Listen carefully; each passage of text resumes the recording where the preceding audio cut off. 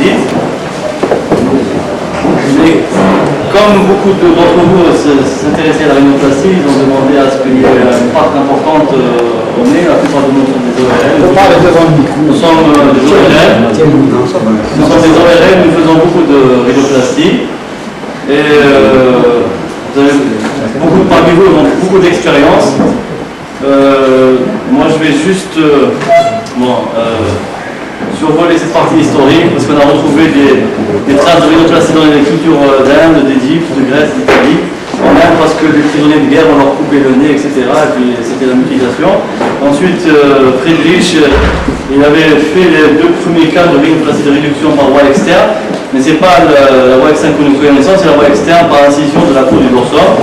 Ensuite, Jean-Roland de New York qui a été le premier à introduire la notion de rhino-endonasal sous-cutané. Donc la première voie de l'histoire, c'était la voie externe, c'est pas celle que nous connaissons. Ensuite, il y a eu la rhino par voie endonasale. Wehr a été jusqu'à, parce que là vous voyez un peu que ces gens-là ont tout bossé, ont tout essayé, ont tout imaginé. Ils ont été jusqu'à, Wehr en 1892, a été jusqu'à faire une incision en V inversée du dorsum et de greffer un os de poitrine d'un jeune canard pour une encelure nasale. Ça n'a bien sûr pas tenu, ça a été rejeté au bout de 7 semaines, mais vous voyez un peu que ça a toujours posé des problèmes au fil des âges. Et Monks avait coupé carrément les bases alaires et sépare la colonne humaine de l'alaire au supérieur. Ensuite, Jacques-Joseph Verlin avait dans son ouvrage Rhinomyoplastique, il avait parlé d'une rhino de réduction avec une incision de V du dorsum. Ensuite, Jacques-Joseph, toujours en 1904, avait publié 43 cas de résection de bosse par voie intranasale. Il avait parlé de tactile procédure, il avait parlé de peau qui était transparente et qu'il fallait palper et travailler à travers cette peau. Malignac fait des incisions horizontales, verticales au niveau de la région nasofrontale. Ensuite, Aurel Réti, l'endroit, Citapès, c'est lui qui a fait l'approche externe pour exposer les cartilages alaires plus cette zone, et avec sa célèbre Réti-incision. C'est une incision qui a été beaucoup modifiée parce qu'elle avait, telle qu'elle était décrite au début, elle avait ses inconvénients. Je vais vous montrer. Ensuite, Robin Reiser, c'est lui le premier à avoir modifié cette fois par des extensions marginales déjà. Il lui manquait ces extensions marginales. Ensuite, Cercer de Lougoza modifie cette incision en faisant une incision en de mouette. Ensuite, Ivo Padovan de Zagreb fait la modification qu'on utilise maintenant, c'est cette incision enlevée qu'on peut faire en marche d'escalier, etc. Bon, ça c'est juste différentes façons de procéder de ces gens-là. Ils ont tout imaginé, vous voyez un petit peu, des incisions verticales, horizontales, médianes, paramédianes, au niveau de la colonne humaine, des ailes de mouette, tout ce que vous voulez. Donc il y a eu des efforts intellectuels, des recherches, et ça a toujours posé problème, comment accéder à ce nez. Donc ça c'est l'illustration originale de la technique de Réti telle qu'il a décrite au début. Vous voyez que l'incision elle est un peu trop haute, l'incision est horizontale, donc ça donne des rétractions et donc des cicatrices visibles, et les extensions marginales étaient très limitées, et puis donc il y avait des modifications avec des extensions marginales assez larges, et puis le principe c'était de briser les lignes d'incision pour le faire un Z, pour le faire un W, un V inversé, tout ce que vous voulez, en marche d'escalier. L'essentiel c'est de répartir les lignes de tension par rapport à la cicatrisation de cette incision qui devrait être le moins visible possible. L'anatomie, je n'en reviens pas, juste point de vue vascularisation, parce qu'on a reproché à cette technique parfois que le risque de nécrose de la pointe du nez, s'il y a une manipulation prudente, en principe il ne devrait pas y avoir de nécrose. Par contre, n'associez pas cette voie externe à des gestes d'alloplastie, parce que là vous allez supprimer l'apport de l'artère alaire supérieure, ou bien essayer d'éviter. Moi j'éviterais de faire une rhinoplastie par voie externe si j'ai une personne qui a une cicatrice horizontale du dorsum. D'accord? Donc surtout ça permet un contrôle parfait de l'angle intermédiaire. C'est très important. On peut le façonner, le travailler comme on veut. Et ce n'est que par cette voie qu'on peut vraiment scrupuleusement, disons, disséquer et corriger cet angle. Et plus aussi l'angle interdomal au début et l'intermédiaire en bas. Bon, la photo en bas à droite, c'est juste pour montrer cette complexité dont doit parler les orateurs avant moi. Ce n'est qui est des éléments imbriqués, complexes. Donc, quand on fait une réduction, essayer d'être harmonieux et réécrire toutes les structures de façon monobloc, comme a dit Céline tout à l'heure, par exemple, et essayer de remettre les choses en place pour rétablir l'équilibre et l'harmonie nasale. Les avantages, on va les résumer. Goodman, en 78 à Toronto, on fait une publication pour essayer de parler d'un semblant de consensus pour cette voie. Tout le monde est d'accord que qu'elle permet une chirurgie méticuleuse du dorsum, elle permet des corrections précises des alertes, elle permet un excellent accès au septum, parce que devant les nez déviés, même les cloisons nasales qui sont très déviées, il n'y a pas de meilleure voie que celle-là. Par exemple, même Ayash, on en parle. Et augmentation plus précise de l'aire prespinale, de l'abdomen ou du dorsum. Technique, donc voilà, ça c'est le réti. Maintenant, ensuite, on peut faire des marches d'escalier, des V, inversés, des W, et comme on a dit précédemment. L'infiltration, c'est important, parce que moi je crois beaucoup en l'hydrotomie, parce que pour essayer de travailler dans un plan aussi exemplaire que possible, il ne faut pas hésiter à bien infiltrer. Bon, voilà, c'est le début de la dissection. J'insiste beaucoup, même Gilbert, j'insiste beaucoup, parfois il prend même des loupes pour essayer de fermer précisément et parfaitement cette incision. Donc c'est une voie qui donne un jour excellent sur tout le nez finalement, tout le nez. Et là je vous montre juste la résection qui doit se faire en monobloc par rapport au caudal, dorsum, triangulaire et la brosse osseuse. Voilà, ça c'est un cas de François Disan, par exemple, dans un collapsus. Je vous montre des avantages. Hein, par exemple, un collapsus a l'air de pareil, avec une greffe en fleur de lys. C'est une conque qui a été coupée en deux. Sans cette voie, on n'aurait pas pu faire ça. Aussi les splenographes. Les splenographes, quand on est généreux sur la résection de notre bosse, il faudrait rappeler que le cartilage quadrangulaire, il s'élargit vers le dorsum, donc plus on monte, plus il s'élargit, plus on descend, plus il s'amincit. Bon, on ne parle pas du pli de cloison, mais disons que la partie dorsale, donc des fois, vous avez affaire dans des lignes secondaires, ou bien en prévention, déjà avant d'avoir ça, de ce qu'on appelle le V inversé, d'essayer de placer des splenographes par cette voie, et on va les attacher et les suturer parfaitement. Il y a des gens qui les mettent pendant dissimuler, ils créent des tunnels et tout ça, mais les greffes ont tous se déplacer, et je pense qu'il vaut mieux les mettre comme ça. Bon, juste un cas comme ça, un nez dévié, voilà.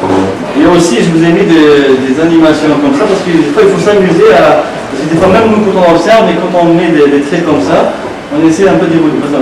Là, par exemple, le nasion, il est situé au niveau pupillaire, alors qu'il devrait être plus haut dans le prolongement de la paupière supérieure, aussi 108 mm en avant, et reculé par rapport à la glavelle de 2 à 3 mm. Alors que là, si on supprime cette bosse sans creuser l'angle frontal, on va avoir, parce qu'elle a déjà un front effacé, elle n'a presque pas de glavelle. C'est un cas qui paraît facile, mais qui est au fait difficile quand on essaie d'analyser, de l'observer.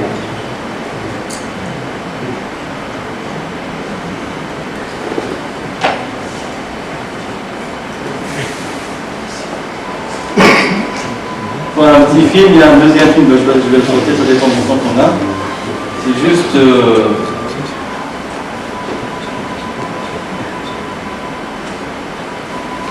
Donc on a un filtre, là on va couper, là on va disséquer, là on va faire nos résections osseuses.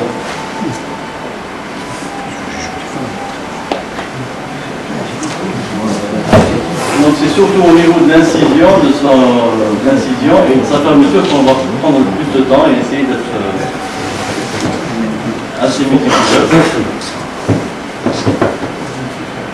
Donc on dissèque juste en avant du cartilage mésial, essayer de garder une bonne épaisseur de peau, au ras des mésiales.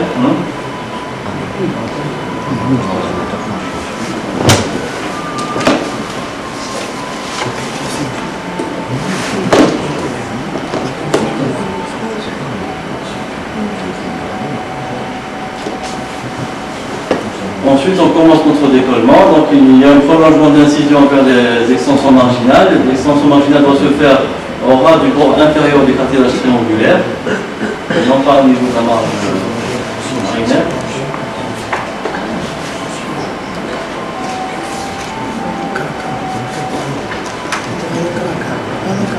Donc, vous voyez un peu le doigt de chirurgien qui luxe un peu le cartilage pour essayer d'éverser cette peau.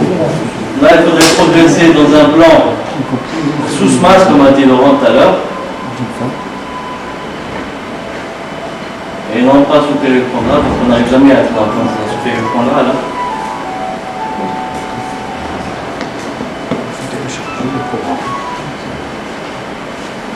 Donc, quand on est dans le bon plan, donc, il y a un minimum de saignement.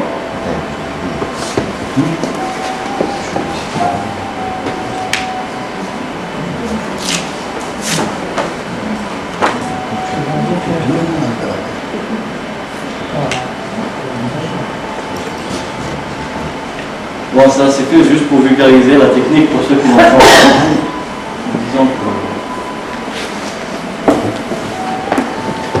les gens que j'ai contactés ont réclamé de la pratique, beaucoup d'aspects pratiques. On n'a pas de cadavre, on a mis de la chirurgie, on a mis des vidéos, donc c'est un peu. Donc il y avait, c'était un nez qui était sous tension, donc ils font une résection de l'épi nasal, déjà.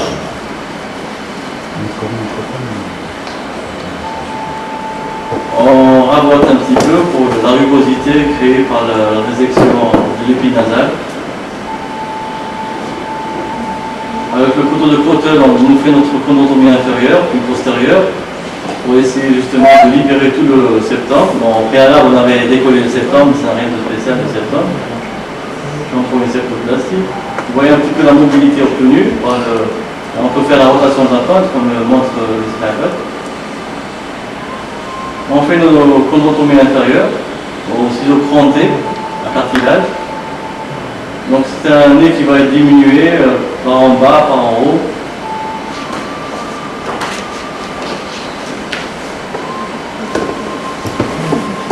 Et on arrive jusqu'au grand nerf.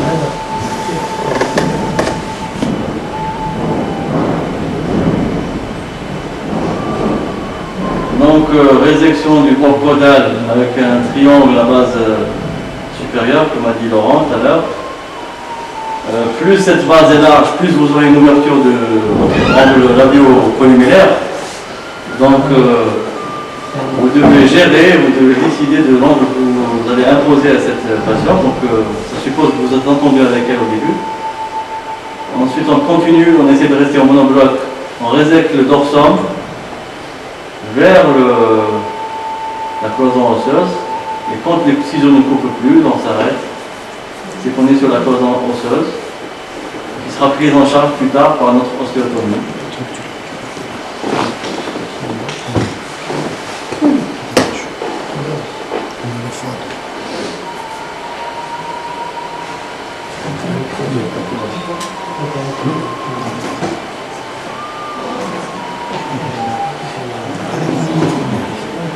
Ensuite, on fait des résections de la partie interne du triangulaire, de part et d'autre de la cloison septale, notre résection de bosse. Plus on progresse, plus on ferme l'angle. Et le doigt de la main gauche qui protège, qui sert de repère.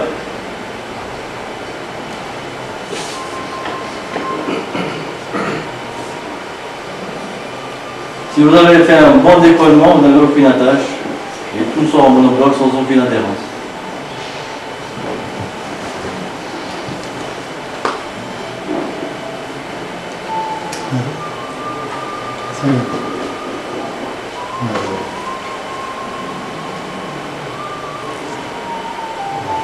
On rabote un petit peu pour affiner les rugosités des bords qui deviennent maintenant saillants de notre corps ouvert. On a une râpe rugueuse, ensuite on a une râpe de mousse. Parce que, surtout dans les peaux fines, parce que les peaux fines ne pardonnent rien et le moindre détail peut apparaître après, et à distance surtout. Moi j'aime bien chez les femmes c'est facile parce que dans la noce pas trop dur. Donc de faire l'ostéotomie latérale par la rame de Joseph, moi j'ai acheté sous le nom de rame Aubry. On crée un tunnel. Moi l'avantage ici c'est que ça nous permet de faire une fracture en bois vert, de garder tout le muscle transverse ruiné qui va nous servir d'attelle à notre volet osseux qui sera tout à fait mobile, mais il sera retenu par toutes les attaches musculaires et aponeurotiques. L'excuse, on ne voit pas le temps, mais là, la scie qui est en baïonnette, il y a une scie de gauche et une scie de droite. On commence en accrochant le bord antérieur, on regarde du cornet intérieur, et on progresse vers le bord intérieur. On se en haut et on termine vers le bord intérieur.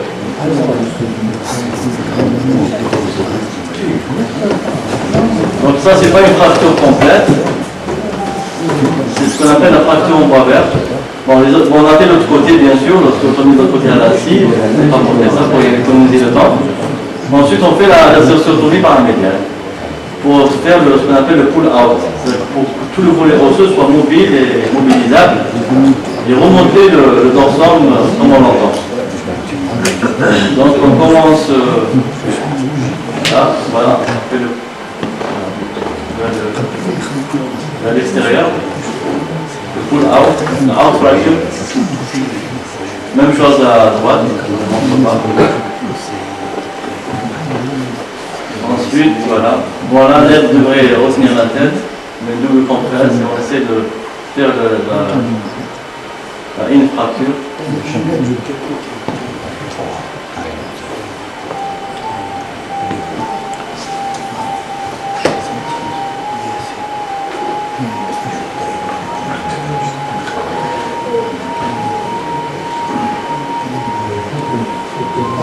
On essaie d'ajuster, d'apprécier, de palper avec la main. Là, c'est la résection qui est presque obligatoire d'une partie du bord supérieur du cartilage triangulaire sans toucher au caudal. C'est pour éviter de désinsérer le bord caudal des cartilages alaires. Là, il y a un été polymérique qui est posé.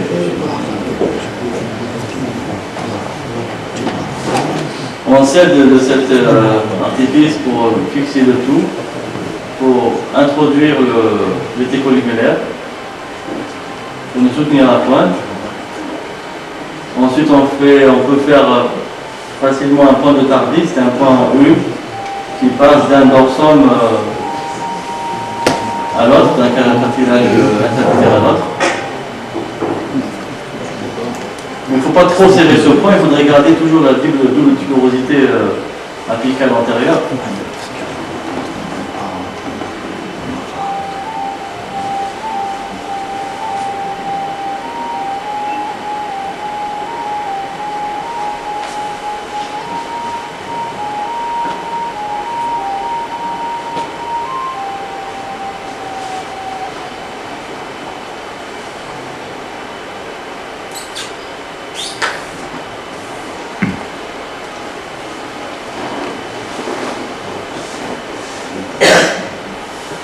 Suture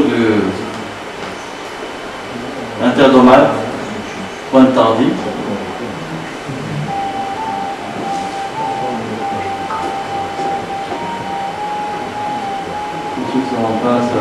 Pour la fermeture, on ferme de dehors en dedans, c'est-à-dire la façon marginale vers la pointe. Si on commence par fermer l'incision initiale, on sera très gêné on sera pas à l'aise pour.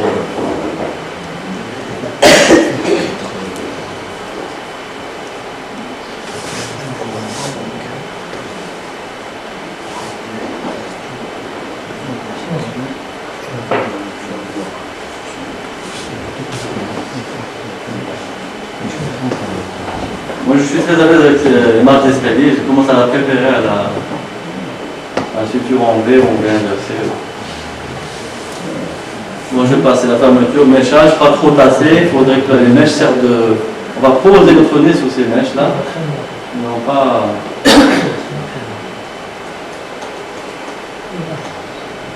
Voilà, donc pour les animations, quand on observe comme ça, donc, voilà, donc il faudrait prendre, enfin j'aime bien, je conseille de prendre l'habitude d'essayer de mettre des lignes comme ça pour mieux apprécier ce qu'on a gagné par rapport à la symétrisation des ailes, par rapport au dorsum, par rapport à pas mal de choses. Un petit peu. Donc, voilà, donc c'est cette cassure qui était provoquée par la syphose, qui a disparu, une ligne de Chine, l'axe columellaire, tripodalaire. Bon, un autre cas d'encelure avec un télécontour nasaliste, dans le sens où il y a un éloignement des deux yeux, donc en mettant une greffe de conque sur cette patiente, on peut remonter le dorsum, on va remonter le nasion, on va rehausser le tripodalaire, le point nasion qui est situé anormalement là, trop bas par rapport à... Ça fait l'impression d'un nez court. Et si on voit sur une radio de profil, il y avait une hypodéfinition de la mésopace avec une bon, là la vidéo, donc, je pense que je vais vous l'épargner si vous êtes d'accord. Je ne sais pas si il est tard, je ne sais pas si ça passe tard. Il est très tard. C'est la vidéo. On passe. Donc c'est une vidéo, donc si on voit externe comme tout à l'heure, et puis on fait la greffe de pompe, on écrase, on a des esquillations. Comme c'est un résultat précoce, il est encore démassé, mais sur le face, on voit déjà que... J'observe beaucoup l'influence de la rhinoplastie sur le regard. Je ne sais pas si vous êtes d'accord, mais il y a toujours un bénéfice. Voilà. Donc le point nasion qui était pratiquement à la paupière inférieure, qui remonte, on a l'impression d'avoir allongé un nez. L'angle labial qui s'est ouvert, donc pour une femme c'est comme ça. Le angle nasofacial qui était très ouvert. D'accord. Donc un angle normal nasofacial doit être entre 30 et 35 degrés. Et le angle nasofacial c'est la tangente glabelle menton avec tangente dorsum. Notre cas de columelle pendante. C'est columelle pendante, je ne me vois pas en train de corriger autrement par les voies externes, parce que ça me permet de réséquer un bord caudal, un bord antérieur de mésial, ouverture de l'angle nasolabial, toujours les lignes harmonieuses de Chine qui sont rétablies, la règle des tiers, donc il ne faut pas être absolument mathématique, mais je trouve que c'est bien de s'amuser, entre guillemets, de faire ça, parce qu'on peut se critiquer soi-même et se corriger, etc. Là, par contre, c'est un angle nasolabial qui était plutôt fermé. C'est un boxeur. Il ne voulait pas de grands changements, il voulait juste remonter. Donc là, il y avait une greffe de conque, écusson de Chine, suture interdomale, et on a rétabli la tripodalaire qui a été rehaussée. Dans notre cas, s'il vous plaît, par rapport à ce que je veux dire là, il faudra apprendre à observer vos nez de face, d'observer dans le temps aussi. Donc vous voyez un petit peu les lignes qui étaient complètement divergentes avec cette calotte au niveau du dorsum. Voilà. Voilà, c'est peut-être un peu trop, mais... Là j'aime bien aussi ce qu'on appelle les double breaks des anglo-saxons quand on arrive à l'obtenir, c'est que voilà, c'est joli aussi. Je finis par ce cas, puis c'est bon. Ça c'est un cas que j'ai pas fait par voie externe, c'est par voie dissimulée, mais entre mes mains plus jeunes, j'aurais été tenté de faire la voie externe, parce que la voie externe, il faut comprendre qu'on est allé être plus à l'aise avec la voie externe. Je ne sais pas pourquoi les plus jeunes commencent par... pourquoi les plus jeunes... on pense que la voie externe est compliquée, qu'on ne pas la voie dissimulaire,